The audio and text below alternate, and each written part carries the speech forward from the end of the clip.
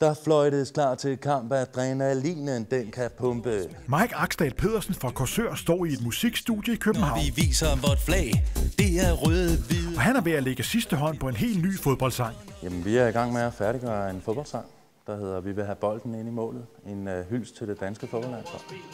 Er det der rappen, eller hvad? Så skal vi eddermame vise jer, hvem der kan. Mike Pedersen har sammen med et hold af sangere, en tekniker og en producer arbejdet hårdt på at lave sangen. Jamen, det er fordi, vi simpelthen er vilde med fodbold, og det tror jeg, at mange borgere i den danske befolkning de er. Og så er vi glade for, at vi har kvalificeret os til verdensmesterskaberne til næste sommer. Vi vil have bolden ind i målet.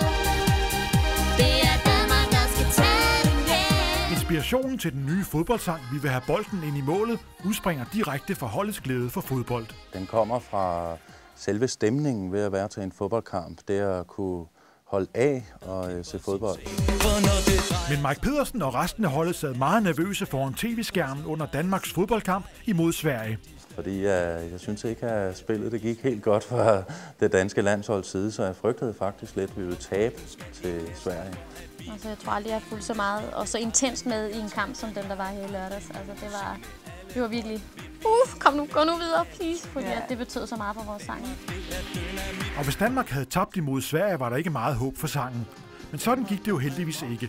For Danmark vandt og fik dermed billet til VM i Sydafrika til sommer. Det var rigtig dejligt. Jeg kan godt love dig for, at jeg var meget beroliget bagefter. Det var stort. Sangen er en rigtig fodboldsang, der skal sparke gang i fodboldstemningen. Den går ud på, at man skal være rigtig glad, og man hurtigt kan synge med på den. Holdet bag sangen er meget optimistiske og håber på, at Fodbold Danmark vil tage godt imod sangen. Jamen, jeg håber på, at den bliver modtaget simpelthen så godt, selvfølgelig. Positivt. Altså, at folk de synes, at den er fed, og at det er en, som man vil høre flere gange.